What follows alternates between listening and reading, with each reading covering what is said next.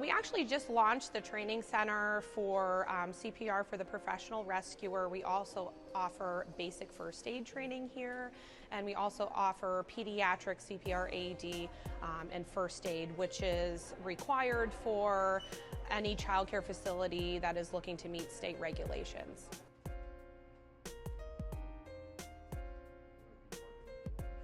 You'll lose those green lights, so it definitely helps to train the accurate. I think any good Samaritan in the community would benefit from having any kind of training and skill practice for CPR or first aid, so if something were to happen and they were out and about, they would feel more comfortable to respond to an emergency. And in a building like this, where we have, you know, lots of people working out and swimming and, you know, doing different activities, we just want to be prepared for anything that could possibly happen. So the Y offers our basic life support class, which encompasses our CPR training and AED. Maybe if this battery turns on. Oh, see, watch, now that I'm lying to you.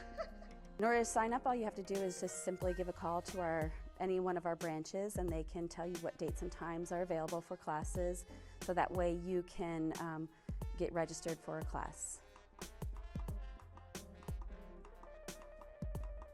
Well, you think about CPR, it is life-saving skill. So you might not ever know when you're going to come across somebody who might be having a heart attack. They say one of the #1 reasons why people don't get the care that they need is they're either not trained or they're too scared to perform CPR. So by taking a class, you will actually get yourself confident in your skills, so that way you can perform that CPR in that situation, whether it's at home. They say about 85% of heart attacks do happen at home. You're waiting for a rescuer to come, like a EMT, somebody to come to your house. You are able to do something to sustain that blood flow from the heart to the lungs and be able to provide that life-sustaining support that they need until the professionals come. Like, okay, that's a good face. Oh, that's not so great. I'm not. So with the AED, basically as soon as you power on an AED, it talks you through what you need to do. So even a lay person could pull out an AED and it would tell you, attach the pads, and it has pictures as to where you attach the pads on the person's body. So it will talk you through, it will assess and evaluate the rhythm, whether or not a shock is needed. So it's very simple, and it's not anything that anybody needs a degree or any super training. You know, it's good to know and understand how it works before you do use it. I know.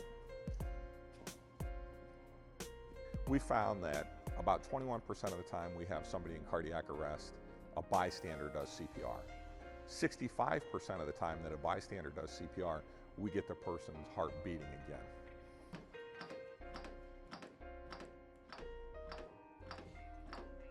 A lay person can do CPR without certification, and we encourage it. There's actually something called hands-only CPR. When somebody goes into sudden cardiac arrest, they typically have enough oxygen in their blood that they don't need the oxygen, they just need that blood circulated. So somebody who does chest compressions and circulates that blood until first responders can arrive truly saves lives.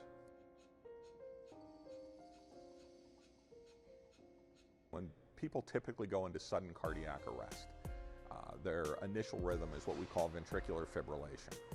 The way you correct ventricular fibrillation is by defibrillation. So automatic external defibrillators are used frequently to do that.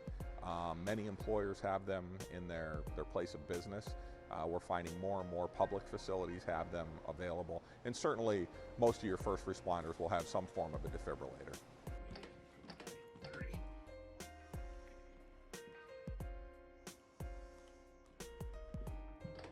I would encourage everybody to take a CPR class.